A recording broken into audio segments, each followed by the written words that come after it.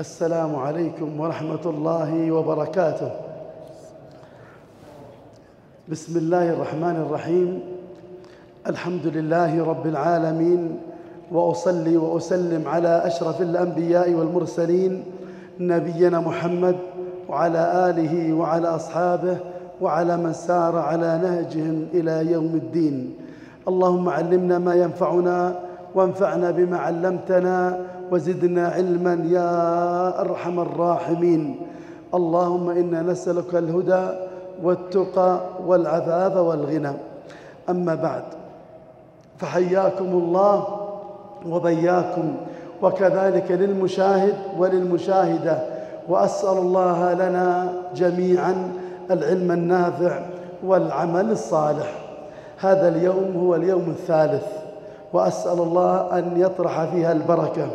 وبالمناسبة أيضا الدورة أيضا تتمم إن شاء الله غدا، وهي مهمة لأن المرحلة الأولى هي 5 أيام، قدر المستطيع أجعلها 4 أيام. فعانكم الله حضوركم يوم الأحد. وبالنسبة لي أنا كلي سرور، لكن أعمالكم يوم الأحد، فتحملوا لنا أشياء مهمة جدا إن شاء الله سأذكرها في باب الحجب. فما يمضي الآن أنتهي من باب الحجب هذا اليوم، لعلي أنتهي من باب التعصيب قد وقد على حسب ما أتيسر. فالدرس إن شاء الله يوم الأحد، أرجو من الجميع يعني الحضور ويتحملوا، وأسأل الله التوفيق والتسديد. وفي نقاش عن الحضور عن البعد. الحضور عن البعد سئلت أكثر من مرة. اللي يحضر عن البعد لا بأس به، إنسان يستفيد، لكن بالنسبة يطلب الإجازة يعني لا بد من الحضور. الحضورك هو الإجازة، لكن عن بعد وحضرت جميعها ومع الواجبات وأجبت إجابات يعني 95%، هذا ممكن احتمال يكون شهادة حضور بس نكتب عن بعد. أما الإجازة لابد حضور بالتلقي. لكن قد أنظر إلى خارج يعني بلادنا والخليج، قد يكون من الجزائر ومن ليبيا مثلا لا يتابعون الدروس، قد يصعب عليهم الحضور. هذا قد يكون استثناءات، يكون يعني أشرح له عبر الهاتف، يكون عن بعد، أعطيه دروسي وأعطيه واجبات، ممكن يكون هذا. لكن في بلادنا الحبيبة لا بد من اللقاء. اللقية من أهم الأمور يا مشايخ، نحرص على أن نلتقي، لأن حقيقة كنت حريص جدا ألتقي بالعلماء الكبار وأذهب إليهم مسافات كثيرة، لكن هي عندي من أسهل ما يمكن، لأني ألتقي بالعالم أحيانا 700 كيلو 50 أذهب إليه، لأن لابد أحرص على اللقاء. بعضهم أكثر بعضهم أقل، فالحضور هو مهم جدا. فلنحرص جميعا حضور يعني للدروس العلمية. وأحثكم على العلماء الكبار الراسخين في العلم، شابت لحاهم في العلم، كمعالي الشيخ صالح بن فوزان الفوزان وغيره، عبد المحسن العباد وغيره من أهل العلم. فنحرص. في علماء يعني خارج، يعني في لم يعني عاصرناه لكن لم ألتقي به، مع أن كتبه أناظر فيها واستمع إلى أشرطته، لكن تأتيني الندم والحسرة كيف ما التقيت بهذا العالم وهو الألباني رحمه الله. فما أنا كنت صغيرا، ما كنت أدرك أمكن أذهب إلى بلادي والتقي وأستفيد منه لو جلسة واحدة. ما سبحان الله لم يحصل، لكن أثر في النفس علي. لم يحصل لي اللقاء مع عاصرناه رحمه الله رحمة واسعة. فلذلك الحرص على الحضور من أهم، لكن ما حصل لا يكلف الله نفسا إلا وسعها، فاتقوا الله ما استطعتم. يكون عن بعد، يكون عن طريق التسجيل، هذا بقدر وسعه. لكن أنت في نفس البلاد ولا تحضر لدرسه، لا، العلم يحتاج إلى الذهاب إليه. أسأل الله أن يوفق. على كل حال بالنسبة للعن بعد يستفيد، لا يترك الخير، ما يدري ما هو العمل الذي يقربه إلى الله ويدخله الجنان، فيعمل الأعمال الصالحة. ولا تطلب يعني الإجازة وأنت لسه ما أتقنت.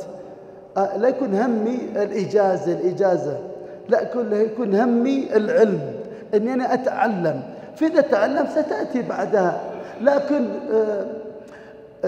حضورك للدرس حضرت بالسند، يعني بينك وبين ابن عثيمين وابن عقيل وابن باز، يعني قد يكون هذا المتكلم أمامكم، فحضورك صار بالسند. لكن يحرص على العلم، لأن بعضهم وفي النفس قريبة من هنا ويحضر عن بعد ويطلب إجازة، هذا صعب جدا. العلم لا بد تسعى إليه، لا، أن العلم ثقيل وتتحمل، ويفتح الله عليك.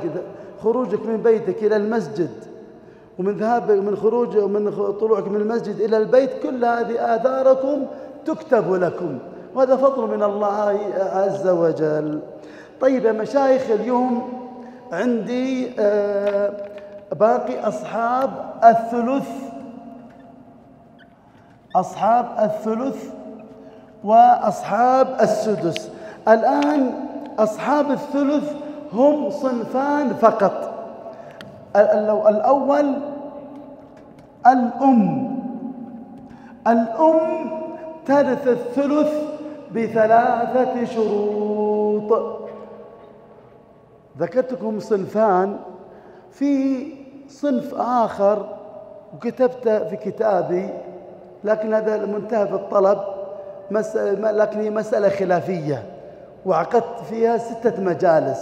الأخوة عن الجد، إذا كان يجتمع الأخوة مع الجد في بعض حالاته على القول بتوريث الأخوة مع الجد يأخذ الثلث، لكن مو بالآن، سأفصل فيها إن شاء الله في آخر المراحل والمرحلة الرابعة.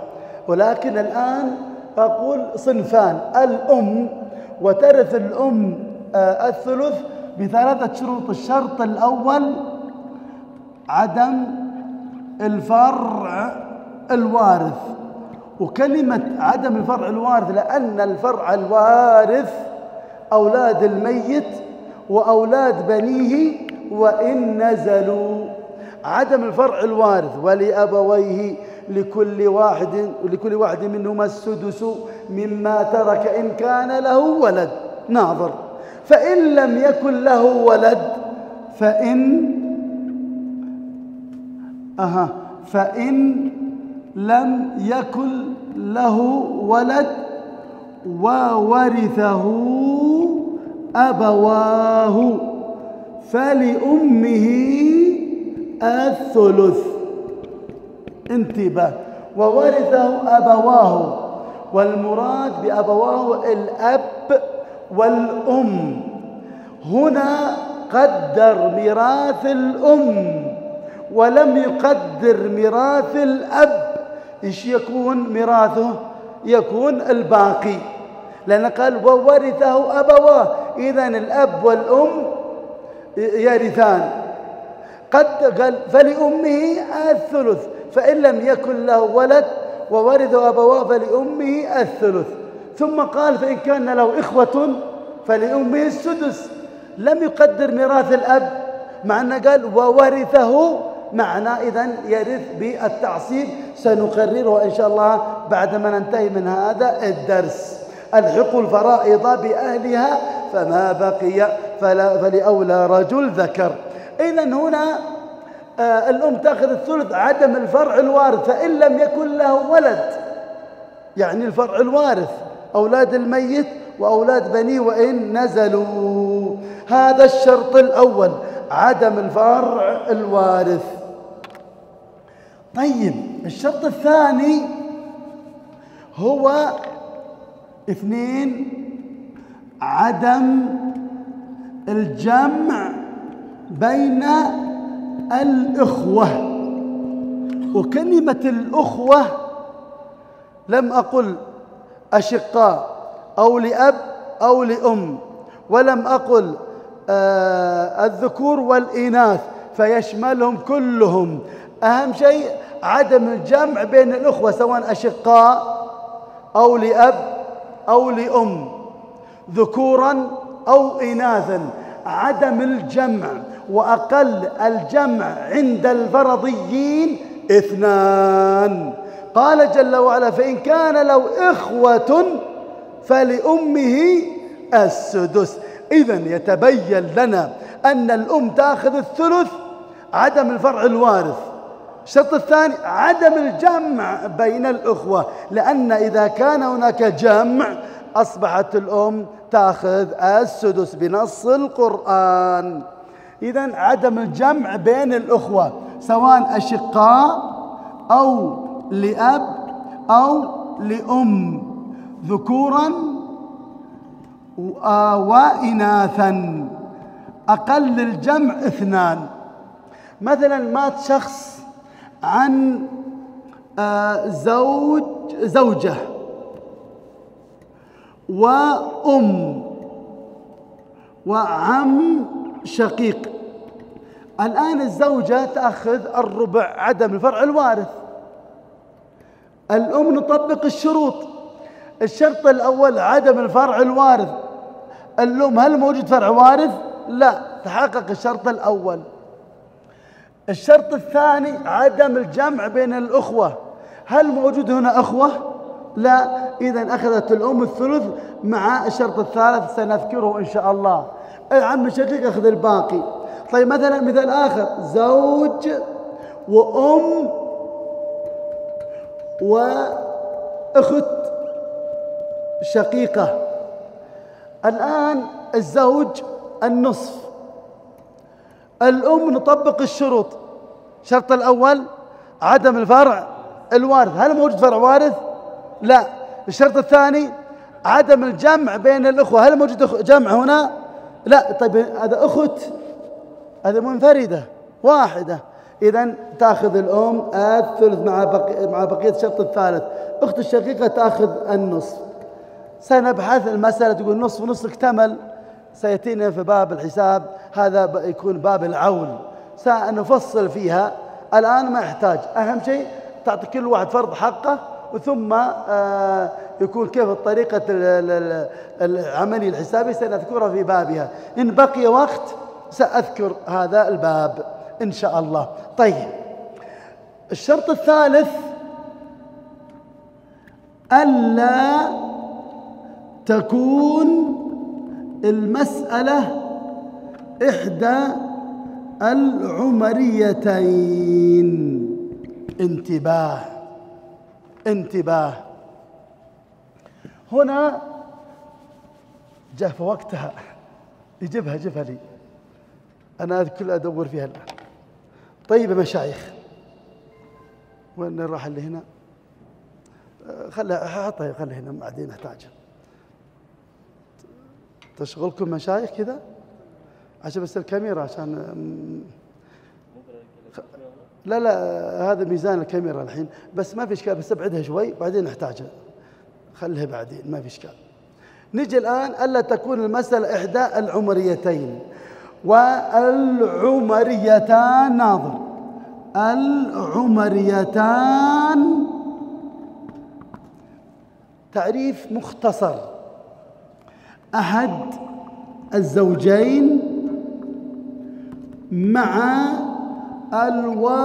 الوالدين أو مع الأبوين.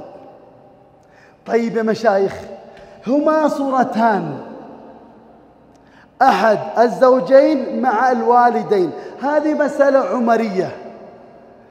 سميت عمريتان لأن وقعت في عهد عمر، لم تقع في عهد رسول الله صلى الله عليه وسلم ولا في عهد أبي بكر، إنما وقعتا في عهد عمر، فأعطاها ثلث الباقي. إذا كانت المسألة إحدى العمريتين تكون الأم لها ثلث الباقي. إذا لم يكن إحدى المسألة العمريتين مع بقية الشروط تأخذ الثلث. وسأبين لك الإشكال إن شاء الله. هنا الصورة أحد العمريتين يعني زوج وأم وأب. الصورة الثانية زوجة أم أب. إذا كان زوج وأم وأب هذه مسألة عمرية. لماذا أعطاها عمر ثلث الباقي؟ سأبين لك بالتفصيل. انتبه، على القول الأول على قول ابن عباس سأذكر لك، قال الزوج نعطيها النصف والأم نعطيه ثلث كاملا، الأب باقي. هذا على القول الأول وهو قول ابن عباس. انظر ماذا يحدث. ولذا عمر بن الخطاب كيف اجتهد إلى ثلث الباقي سأبين لك إن شاء الله بالتفصيل. انتبه، الزوج الآن أبي أطلع الآن أصل المسألة. خذها الآن فائدة سنتوسع فيها إن شاء الله في باب الحساب. إذا أردت أن تستخرج أصل المسألة هناك عدة طرق، بعطيك طريقة جميلة هذه ما تنخرم وبتريحك، ممكن تستفيد منها إذا تريد أن تستخرج أصل المسألة. الطريقة هذه انظر إلى أكبر المخرج. المخرج المراد به المقام عند أهل الرياضيات، لكن شوية كل إنسان يتعصب يعني منهج. عند الفرضيين يسمونها المخرج، عند الرياضيات يسمونها إيش؟ المقام. لكن حنا شوي طيبين، فينا النوع من الطيبة، نقول المخرج الذي هو بمعنى المقام. لكن أهل الرياضيات هم يقولون المقام، بس ما قد سمعت منهم يقولون المخرج، عندهم اعتزاز بمصطلحاتهم. فنحن نقول إن مصطلح أهل الفرائض ثم نبين معناها عند علماء أو عند الفن الآخر. فنقول المخرج هو الذي مراد به إيش؟ المقام. انظر إلى أكبر المخارج عندي الآن.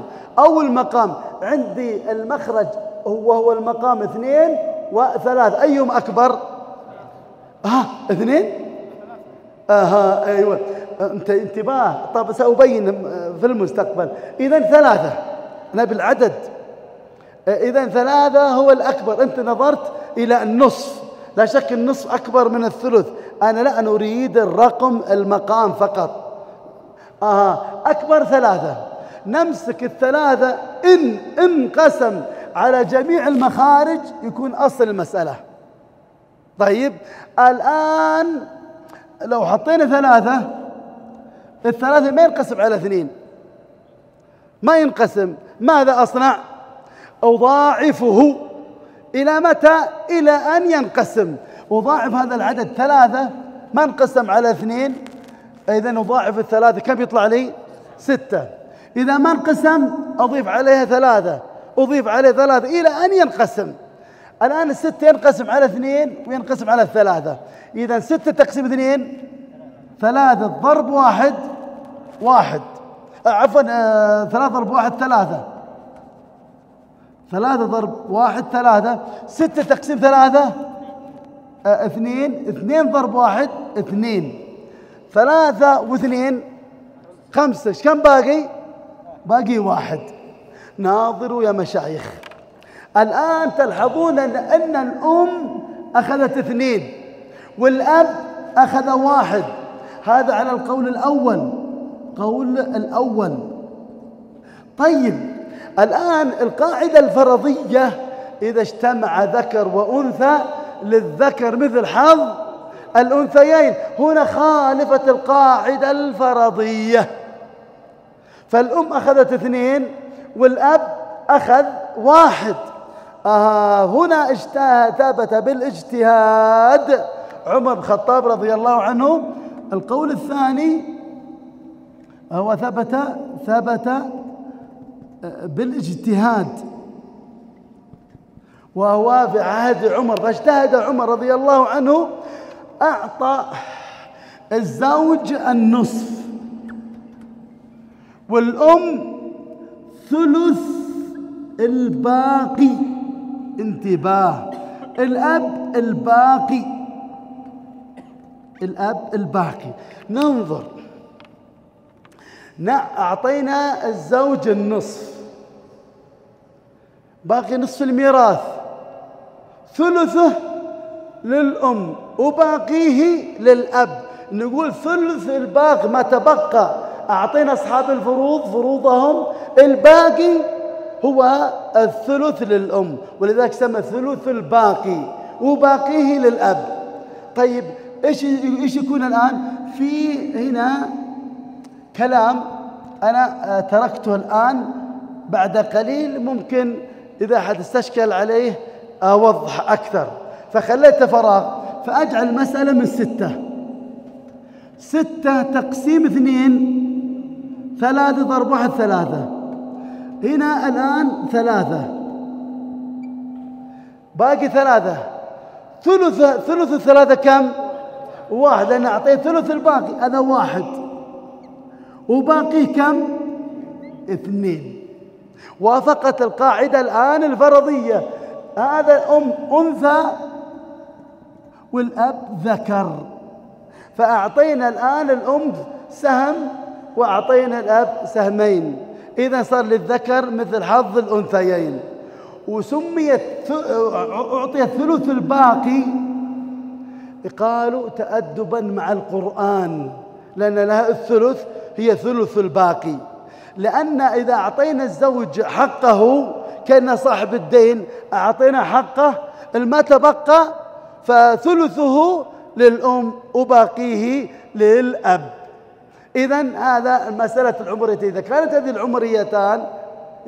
هذه المسألة العمريتان، فيكون ما تأخذ الأم الثلث، إنما تأخذ ثلث الباقي. ننظر إلى هنا مثال بالنسبة للزوجة وأم وأب. الزوجة الربع، الأم نعطيها الثلث الباقي، نعطي الأب الباقي. المسألة من كم؟ 4. ولذلك بعضكم قد يصير له إشكال،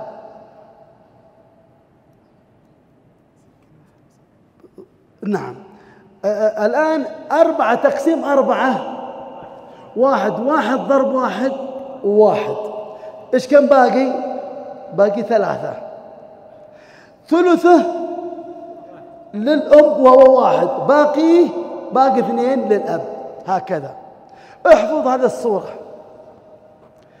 ألا تكون المسألة إحدى العمريتين. إذا كانت المسألة إحدى العمريتين، إذا نعطي الأم ثلث الباقي ولا تأخذ ثلث كاملا. يبدو كأن عندكم استشكال أنتم الآن. إذا عندكم استشكال سأوضح.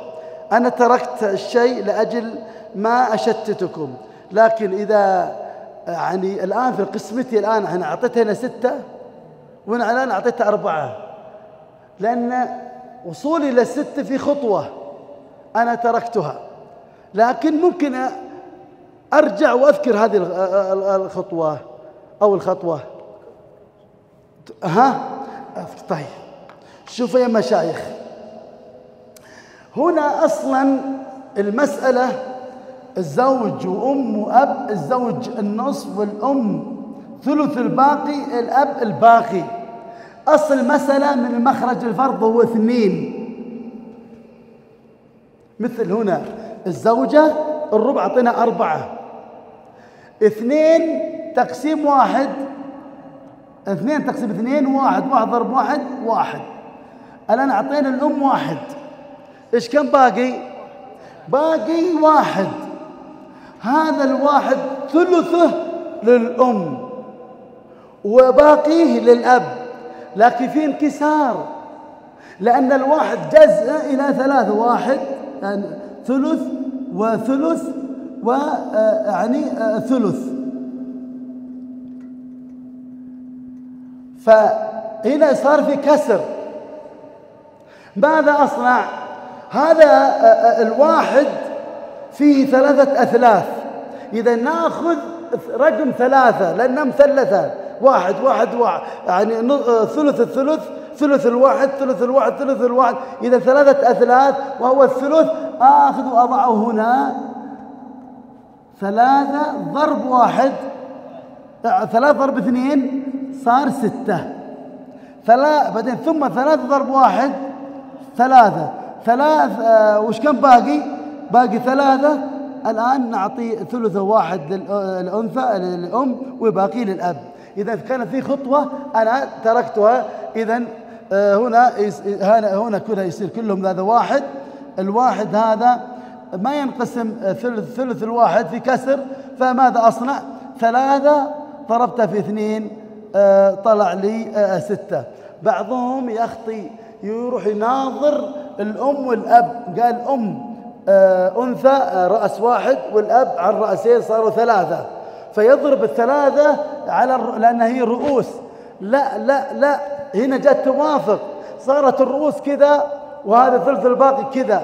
لكن لو جينا مسألة الأخوة مع الجد، لو أخذت بكلامك اختل الموضوع. إذا أنا أخذت ال3 ليس من الرؤوس، إنما أخذت ال3 من ثلث الباقي، لأن الواحد في 3 أثلاث، إذا الرقم 3 أضربه في أصل المسألة فيطلع لي رقم 6. إن شاء الله زال الإشكال. ولذلك أنا أعطينا على طول 4 أصل المسألة، 4 تقسيم 4 1، باقي 3. ال3 الآن ثلثه ما في كسر، لأن 3 أرقام أعداد 3، فثلثه هو 1، فما احتجت. لو صار في انكسار كان أخذت رقم 3 أضربها في 4، لكن ما صار في انكسار، ولذلك على طول وزعت ثلث ال3 1 للأم وباقي للأب وهو 2.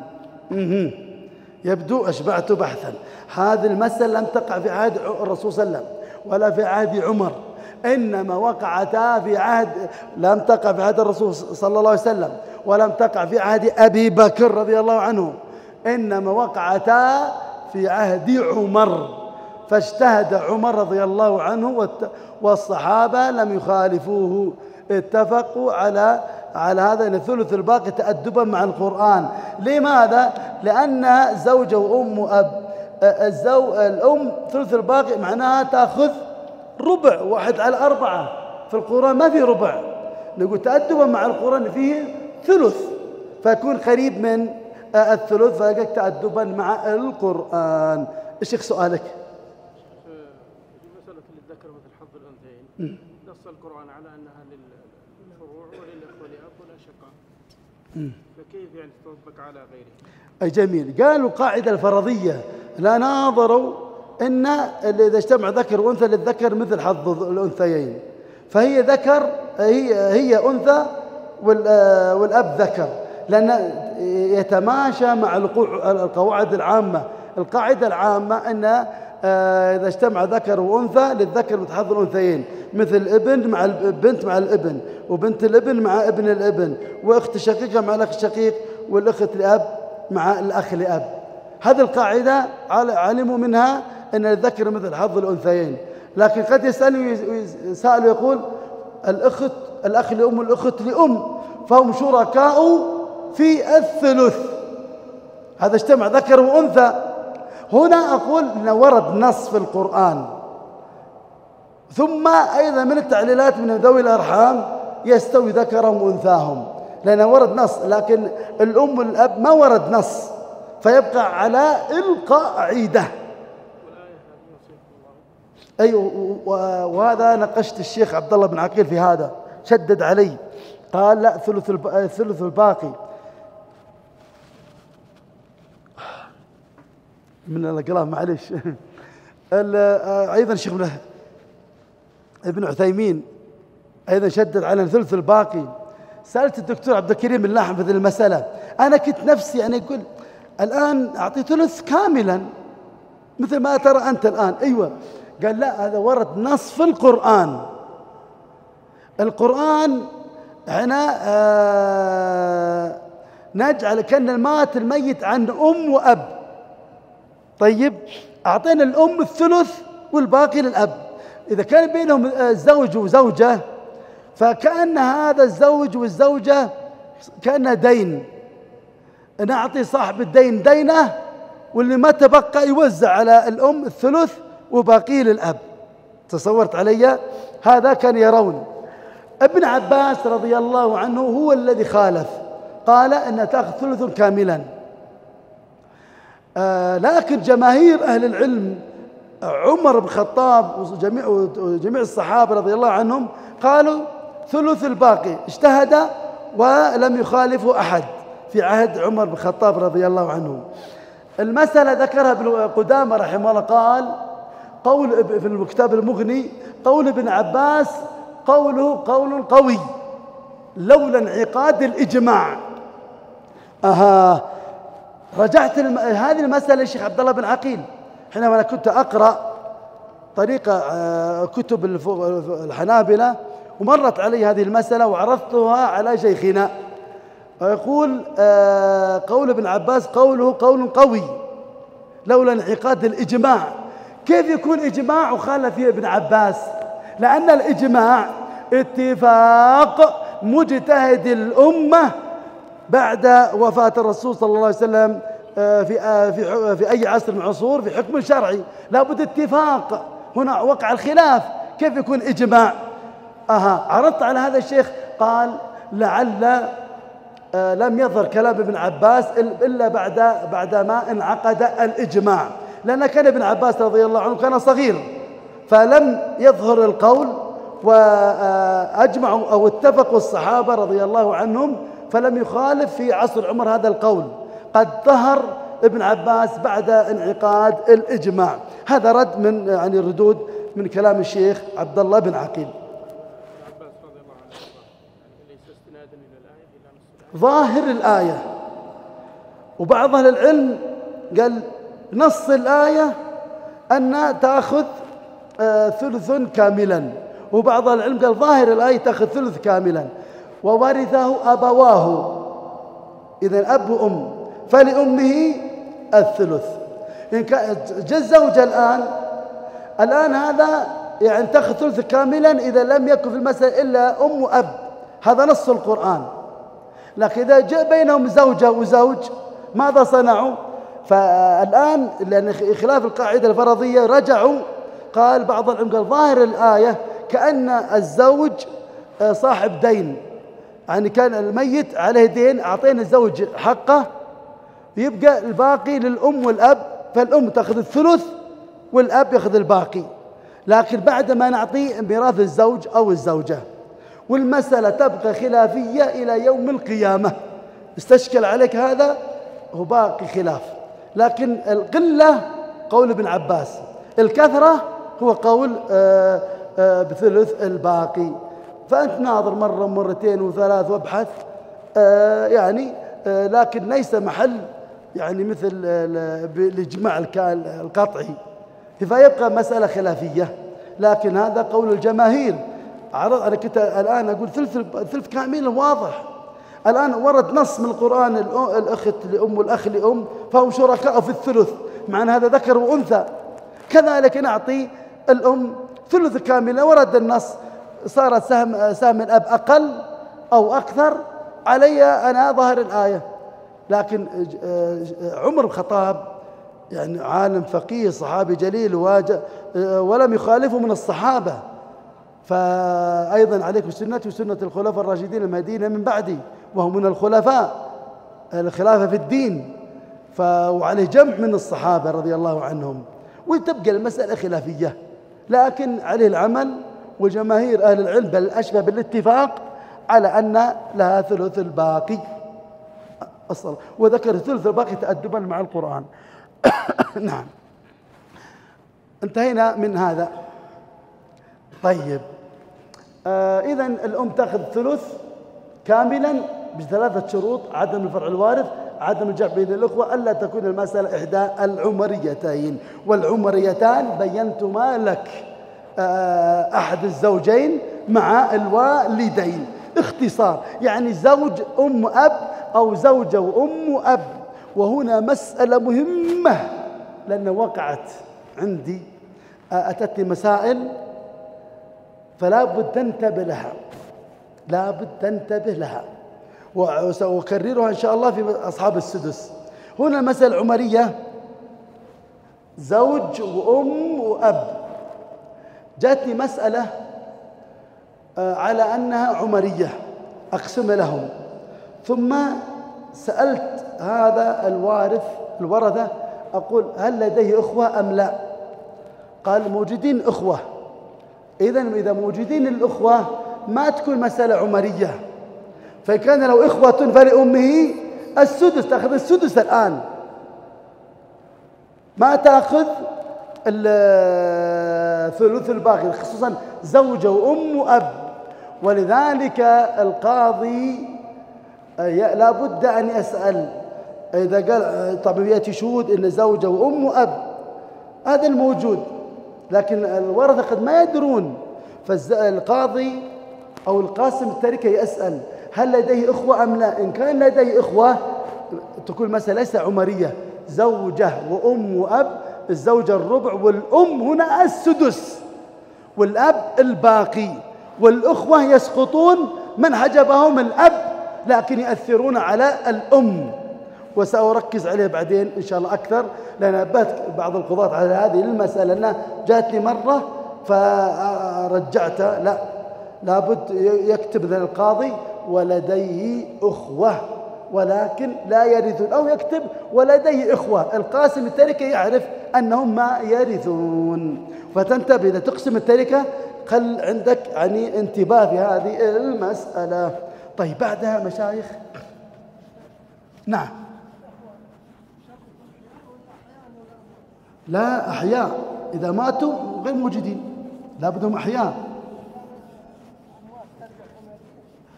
ماذا مات شخص عن زوجة وأم وأب وعنده أخوة ماتوا قبل الميت،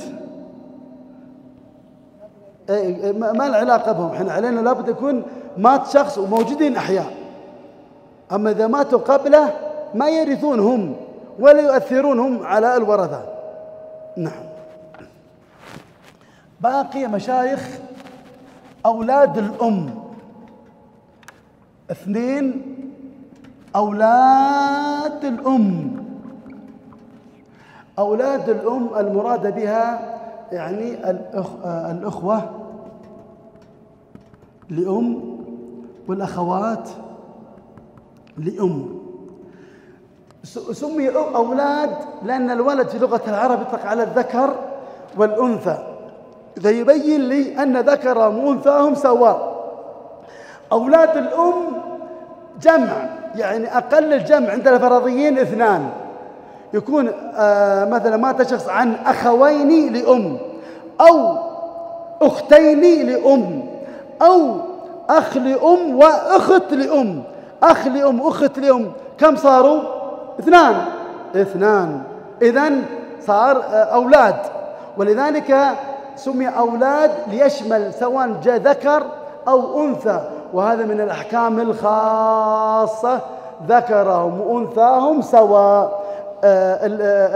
الأخت الشقيقة مع الأخ الشقيق للذكر مثل حظ الأنثيين، الأخت لأب مع الأخ لأب للذكر مثل حظ الأنثيين، لكن الأخت لأم مع الأخ لأم نقول ذكرهم وأنثاهم سواء، فهم شركاء في الثلث بنص القرآن، ولذلك سميت أولاد الأم. إذا قلت لك أولاد الأم يعني إما أخوة كلهم لأم أو أخوات لأم أو أخ وأخت لأم، أهم شيء يكون جمع، وقل الجمع عند الفرضيين 2. أولاد الأم يأخذون الثلث ب3 شروط. الشرط الأول التعدد، الشرط الأول التعدد، لابد يكون وأقل الجمع عند الفرضيين 2 فأكثر. الشرط الثاني عدم الفرع الوارث، إذا موجود فرع وارث سواء ذكر أو أنثى لا يرثون أولاد الأم. الشرط الثالث عدم الأصل الوارث من الذكور، غير موجود أب ولا أبو الأب وإن على ذكورا. طيب مات شخص مثلا عن زوجة وأخ لأم وأخت لأم، الزوجة تأخذ الربع، لكن أخ لأم وأخت لأم قد يرثون الثلث وقد السدس، يعني ولد الأم فأكثر، إما الثلث أو السدس. الآن يأخذون الثلث بكم شرط؟ بثلاثة شروط. الشرط الأول التعدد. هل تحقق الشرط ولا ما تحقق؟ أخ لأم وأخت لأم صار تعدد، صار اثنان، تحقق الشرط الأول. الشرط الثاني عدم الفرع الوارث، موجود فرع وارث؟ لا، تحقق الشرط الثاني. الشرط الثالث عدم الأصل الوارث من الذكور، غير موجود أب ولا أم، غير موجود أب ولا جد من الذكور، إذن تحقق الشرط الثالث، إذن يأخذون الثلث. طيب إذا كان الانفراد، إذا كان الانفراد ونفس الشروط، إذا كان انفراد مع بقية الشروط يأخذون السدس. يعني ولد الأم يأخذ السدس متى؟ إذا الانفراد وعدم فرع الوارث وعدم الأصل الوارث من الذكور. طيب إذا كان تعدد وعدم فرع الوارث وعدم الأصل الوارث من الذكور ايش يأخذون؟ الثلث. الثلث إذا كانوا تعدد، والسدس إذا كان الانفراد. عدم الفرع الوارث وعدم الأصل الوارث من الذكور ننظر، إذا كان متعدد أولاد الأم أخذوا الثلث، إذا كان منفرد أخذ السدس. أرجع مرة ثانية في نقطة ما ذكرتها من جهة الأم. قلت لك الأم ترث السدس بكم شرط؟ 3 شروط. عدم الفرع الوارث. طيب إذا وجد فرع وارث، إذا وجد أخذ السدس، إذا وجد الفرع الوارث أخذ السدس. الشرط الثاني عدم الجمع بين الأخوة.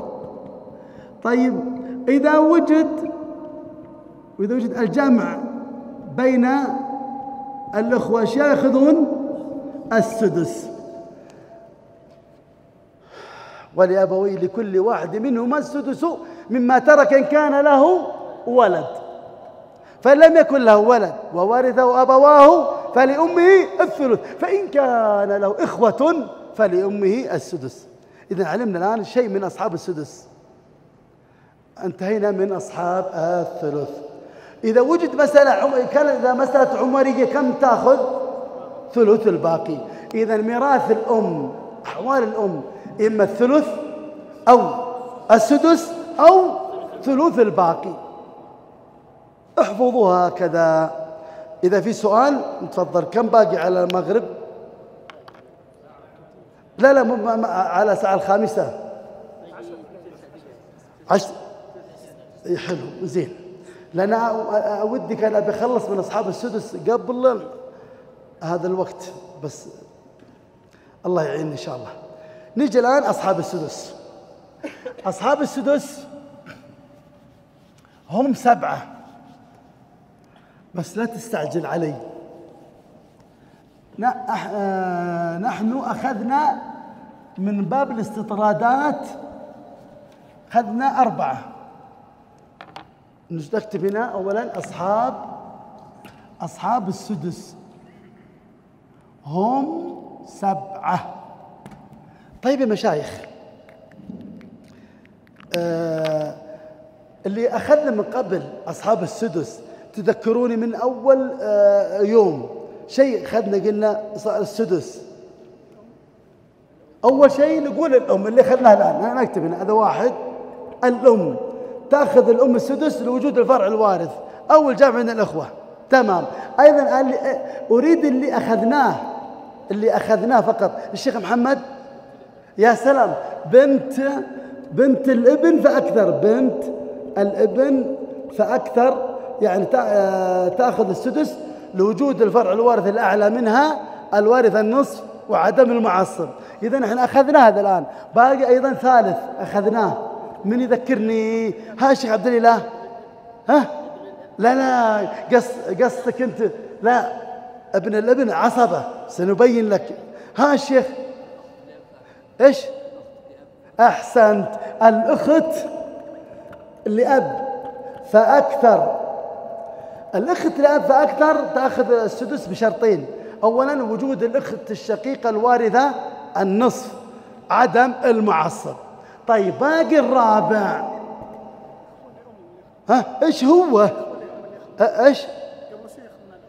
أخوة لأم، نقول يعني أخوة، الأخوة لأم لا، خطأ، أولاد الأم يأخذون الثلث.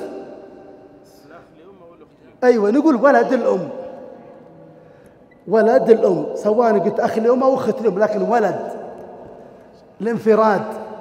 أيوة انتبه، أنا ما أحكم يعني في نياتك، تراني عن لفظتك وتروح فلوس المسلمين. الله يسعدك. إذن حنا أخذنا 4، إذن أنا ما تعبتكم الآن، هم 7، إيش باقي؟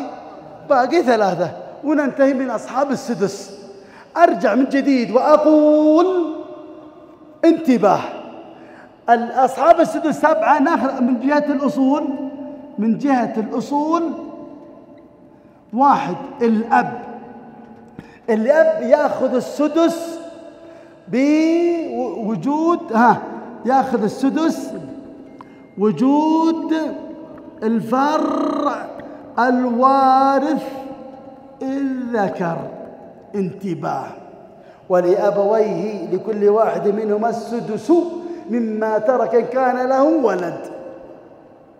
إذن إذا وجد الفرع الوارث أخذ الأب السدس، أيضا يأخذ السدس ويأخذ سدس زائد الباقي من باب الاستطراد. نعطيك ميراث الأب، الأب يأخذ السدس إذا وجد الفرع الوارث الذكر، ويأخذ سدس زائد الباقي وجود الفرع الوارث الأنثى. انتباه انتباه، شوفوا يا مشايخ، هنا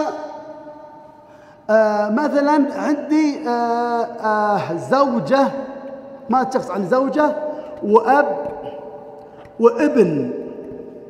الزوجة تأخذ الثمن، الأب لوجود الفرع الوارث الذكر أخذ السدس فقط، الابن الباقي. كيف أطلع المسألة؟ إيش؟ قلت اضرب المقامين في بعض، أبي الطريقة اللي أنا أعطيتك إياها. ماذا قلت؟ أنت تضرب لي 8 في 6 كم يطلع لي رقم؟ هذا عندك 24، احنا ما عندنا 24. وخبر الرياضيات ما في خلاف. من أي دولة شيخنا؟ صومال. يا سلام، لا عندكم الصومال كذا 8 ضرب 6. أنا خبر الصومال لا، ما عندهم. ولذلك على كل حال ما نقول 8 ضرب 6، لا، نقول الآن في طريقة جميلة، طبعا في عدة طرق من النسب ال4، لكن أريد الطريقة اللي أعطيتك إياها. إيش هي؟ ننظر، إيش؟ ارفع صوتك. ننظر إلى أكبر، إيش أكبر المقام؟ 8. إذا يكون أصل المسألة 8، إن لم ينقسم نضاعفه. إلى متى ونحن نضاعف؟ إلى أن ينقسم. 8 تقسيم 8 انقسم بدون كسر، 8 تقسيم 6 انكسر. أيوة، ماذا أصنع؟ أضاعف. كم يطلع لي؟ 16. نجرب 16. هل ينقسم على 6؟ ما ينقسم. إذن أضاعف إلى كم؟ 24. إذن القاعدة إذا ننظر إلى أكبر المخارج، خذوا قد ما تجد في كتاب، تجد في بعض الكتب ترى قاعدة نافعة. كم طالب صعبت عليه المسألة، أعطيت هذه القاعدة سهلت عليه المسألة. أصل المسألة ننظر إلى أكبر المخارج، فإن انقسم، وإلا نكرره إلى متى؟ إلى أن ينقسم 24. إذن 24 ينقسم على 8، نقول 24 تقسيم 8 كم؟ 3. 3 ضرب 1 3. 24 تقسيم 6 4 ضرب 1 يطلع لي 4. 3 و4 7. إيش كم باقي من 24؟ كم؟ 17. هذا سنبحث إن شاء الله في الباب الحساب أوسع، لكن يهمني الآن أن الآن الأب أخذ السدس لوجود الفرع الوارث الذكر. طيب عندي مثلا لو قلنا زوجة وبنت وأب، الزوجة كم تأخذ؟ الثمن، والبنت النصف. الآب وجود الفرع الوارث أخذ السدس، لكن ننظر الفرع الوارث إيش هو؟ أنثى، إذن زائد الباقي. إن بقى شيء المسألة من كم؟ 24. 3 هنا 24 تقسيم 2 12 ضرب 1 12. 24 تقسيم 6 4 ضرب 1 4 زائد 3 و12 15 و4 19. كم باقي؟ 5 يساوي 9. ألحق الفرائض بأهلها، ألحقناها بأهلها سدس، فما بقي فلأولى رجل ذكر. وهنا مسألة، لأن سئل مرات أحد الناس وأجاب خطأ، يقول الحين قال الآن السدس زائد الباقي، ليه ما نعطيه الباقي ونخلص؟ الآن 3 للزوجة و12 للبنت 15. ايش كان باقي؟ 15 باقي 9. أجي نعطيه 9 مباشرة، نعطيه الباقي. ليش نقول سدس وبعدين نقول الباقي؟ الآن طلعت النتيجة نفس السدس زائد الباقي، أو أعطيناها الباقي صار 9. أقول لك يا شيخ انتباه، أولا أقسم كما ورد في القرآن: ولأبويه لكل واحد منهما السدس مما ترك إن كان له ولد، أعطيه السدس. ثم الحديث: فما بقي الحق الفرائض بأهله، فما بقي فلأولى رجل ذكر. الباقي أعطيه، أول شيء أعطيه السدس ثم أعطيه الباقي بنص القرآن. أما أعطيه الباقي مباشرة لا، هنا جاء توافقا هكذا. طيب لو أعطيتك هذه المسألة لو قلنا أعطيه الباقي مباشرة، انظر ماذا يصنع. هو مشى، ولذلك بعض الناس يجيب قاعدة مشت معه، لكن ينبغي على طالب العلم يكرر هذه القاعدة لعدة مسائل، ينظر هل تنخرم أم لا. هو أنا جاب لي قاعدة ما دام وجود البنت نقول نعطيه الأب الباقي وخلصنا.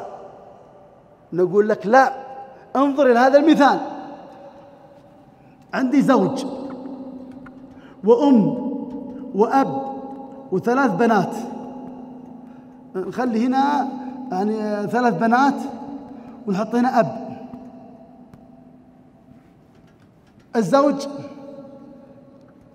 الربع، الأم السدس، 3 البنات الثلثان.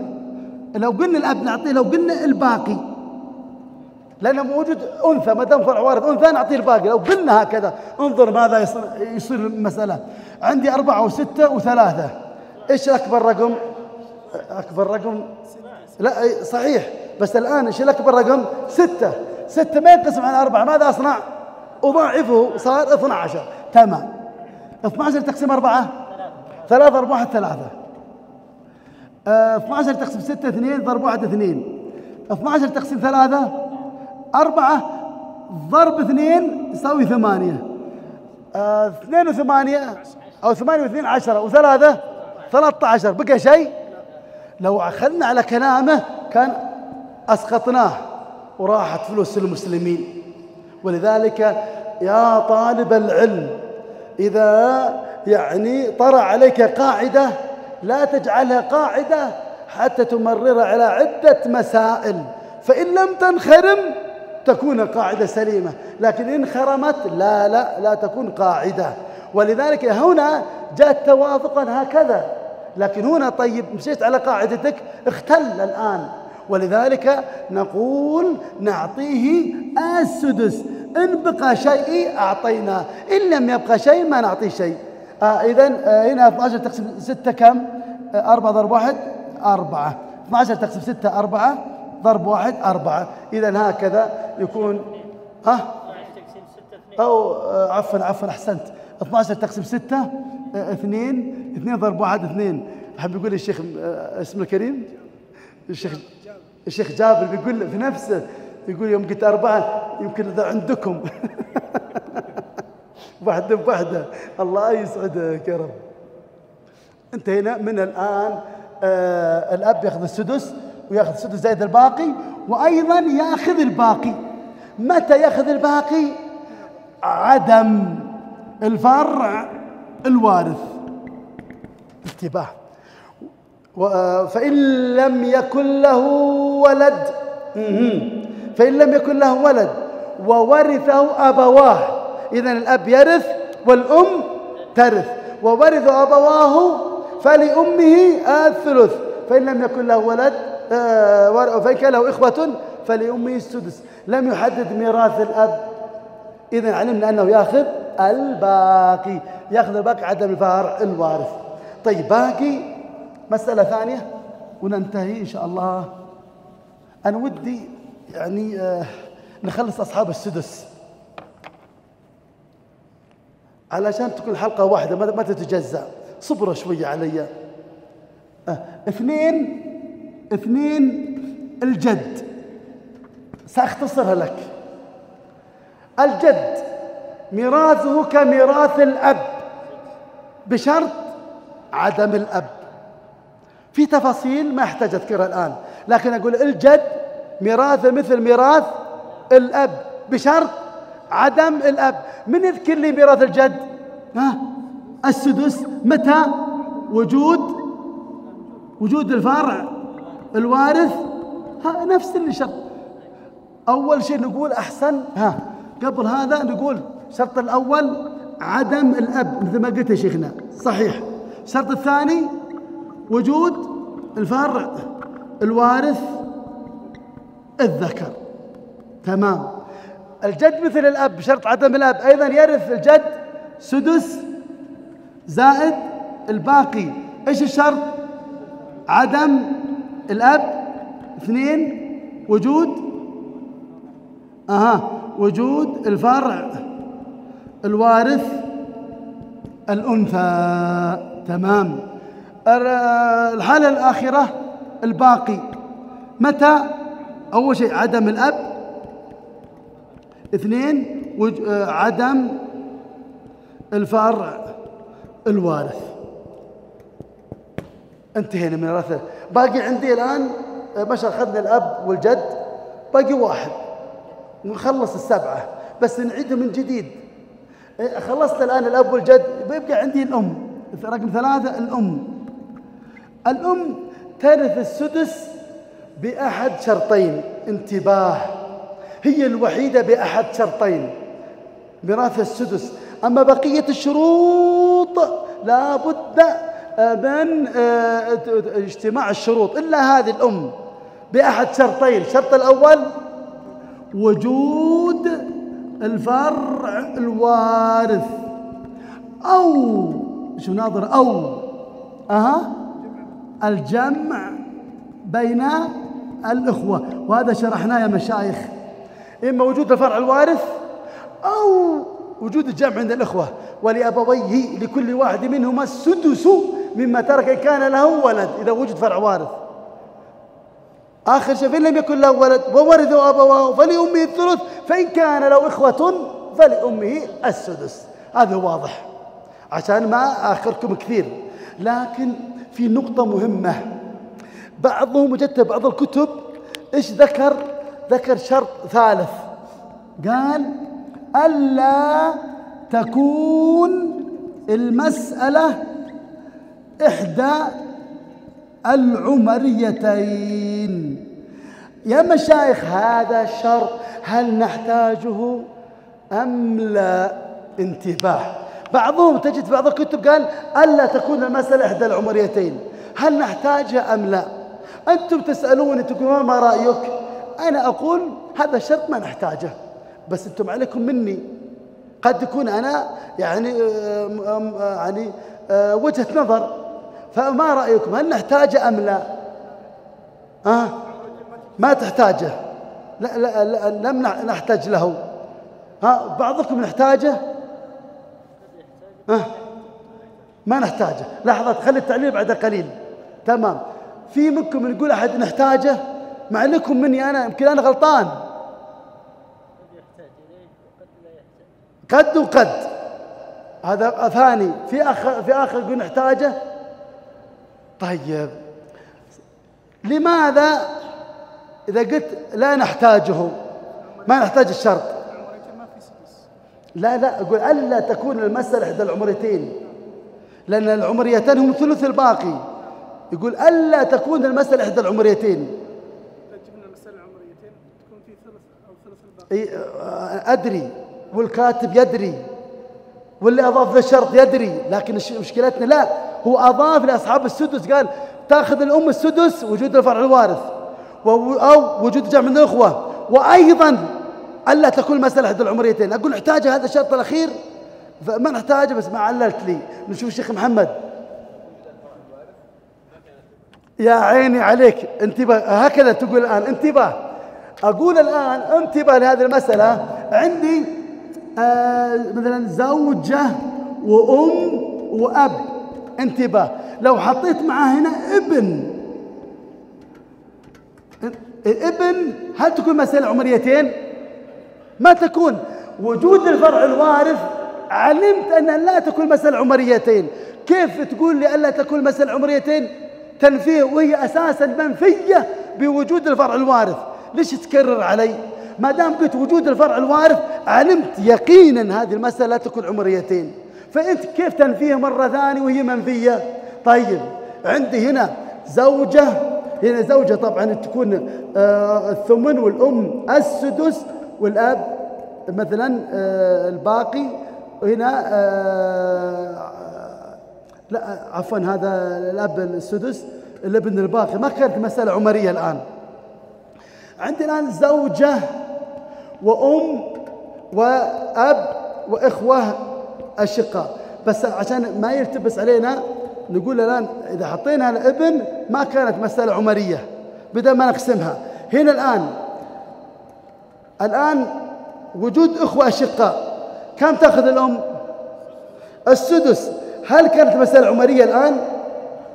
هل كانت مسألة عمرية؟ لوجود جمع الأخوة ما كانت مسألة عمرية، فأنت كيف تنفيه وهي منفية؟ وجود الجمع عند الأخوة ما كانت مسألة عمرية. هنا الزوجة تأخذ الثمن، الأم السدس، الأب يأخذ الباقي، الأخوة الأشقاء يسقطون، الأخوة الأشقاء حجبهم الأب، لكن أثروا على الأم من ثلث الباقي إلى السدس. إذن الغرض من هذا الشرط ما نحتاجه، لأن وجود الفرع الوارث إذن علمنا لا تكون مسألة عمرية. وجود جمع عند الأخوة لا تكون مسألة عمرية. إيش؟ الأم السدس، الزوجة عفوا أحسنت الله يبارك فيك، الزوجة الربع، عدم الفرع الوارث. رائع شيخنا. أحيانا سبق قلم، ترى هذا سبق قلم، أما 8 الزوجات لا متعمد. طيب الآن خلصنا ما شاء الله، عشان ما يروح عليكم الوقت. خلاص الباقي من الفروع بنت الابن فأكثر ترث السدس بشرطين: وجود الفرع الوارث الأنثى الوارثة النصف، وجود الفرع الوارث الأنثى الوارثة النصف. الشرط الثاني عدم المعصب، لأن إذا وجد المعصب صارت وياه الباقي. هذا قلنا الثالث. باقي واحدة بعد، أنا قدمت وأخرت. إذا أنا استعجلت مشكلة، أراعيكم. باقي الجدة مهمة مشايخ. عندي أربعة من الأصول. الجدة ترث السدس بشرط واحد: عدم الأم. الجدة تنقسم إلى قسمين: جدة وارثة وجدة غير وارثة. الجدة الغير وارثة، انظر، إذا كان أب وقبله أم وبعده أم. إذا كان ذكر بين أنثيين هذه جدة غير وارثة، خذ القاعدة بالاتفاق. أبي الأم إذا ذكر بين أنثيين جدة غير وارثة. عندها الأم عندها أب، الأب هذا جدي من جهة الأم، الأب جدي عنده هذه الأم لا ترث. أبي الأم، أما ما عداها هي وارثة. الأم ترث، الأب ترث، أبي الأب ترث، الأب ترث. طيب أبي الأم لا ترث لأن ذكر بين أنثيين.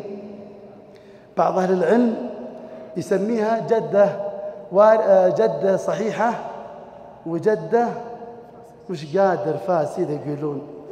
لا والله أمي مو فاسدة، هي على الرأس. وقصدهم طبعا جدة الفاسدة أن فسد عليها الميراث، لكن ممكن اختار عبارة أخرى يؤدي نفس المعنى. أقول جدة وارثة وهي الصحيحة، وجدة غير الوارثة تغني عن جد الفاسدة. والله جداتي كلهم من أحسن ما يمكن، لا يمكن أقول لهم جدة فاسدة ولا لا. ولذلك مشايخ لا بد أن نهتم ونجالس الجدات. كل ما زاد العلم كل ما ازددت تواضعا، والجلوس مع الجدات تجد فيها الأنس والبركة. إذا ازداد علم يتكبر على الجدات أعوذ بالله من الخذلان. أنت أخذت العلم ما شاء الله، لكن هي خبرت الدنيا لا تتفضل عليها. العلم ما يدعوك إلى التكبر على الناس، بل يدعوك إلى التواضع والجلوس مع الجدات. فلذلك حتى في الألفاظ ودي يعني تحسن، لكن المقصود من بعض الفرضيين جدة صحيحة وجدة فاسدة، المقصود بها الصحيح يعني ترث، وجدة الفاسدة يعني فسد عليها الإرث. كل أقول النكاح ما تشبلاني. طيب باقي بنت الابن فأكثر، خلاص علمناها بشروطها. الأخت الشقيقة، الأخت لأب فأكثر بشرطين. إيش هو؟ وجود الأخت الشقيقة الوارثة النصف، عدم المعصب. الأخيرة السابعة ولد الأم. ولد الأم ترث بثلاث شروط: الانفراد، عدم الفرع الوارث، عدم الأصل الوارث من الذكور. قبل أن أختم أعطيكم اللغز وفكروا فيه عشان أريحكم. اليوم كله ما شاء الله جمعت الثلث والسدس في جلسة واحدة، صراحة متعبة، الإرهاق للذهن. لكن أقول لكم حاجة. امرأة وجدت ناس يقسمون مال يعني ميتها، زوجها مات، وجد الناس يقسمون المال. قالت لا تعجلوا في القسمة، تريثوا فإني أنا حبلى. هي حبلى يعني حامل، فإن خرج الحمل ميتا المال كله لي، وإن خرج أنثى فلي نصف المال، وإن خرج ذكرا فلي الثمن. يقتسمون المال، يوزعون التركة. قالوا لا تعجلوا علي، لا تستعجلوا في الميراث، فإنني أنا حبلى حامل. إن خرج ميتا المال كله لي، ولا واحد يأخذ منكم، ولا واحد يأخذ من الميراث لي. وإذا كان خرج أنثى فهو لي نصف المال. ومعلوم الزوجة إذا وجد الفرع الوارث تأخذ الثمن، كيف أخذت نصف المال؟ ثم قال إن خرج ذكرا فلي الثمن. فكروا فيه وانتم يعني تأخذون هذه الضيافة. أسأل الله أن يوفقنا ويوفقكم لكل خير. إن شاء الله بعد 10 دقائق نرجع لكم مرة ثانية بإذن الله. هذا وصلى الله وسلم على نبينا محمد. جمعية الدعوة والإرشاد وتوعية الجاليات بأبها. بالدعوة نحيا.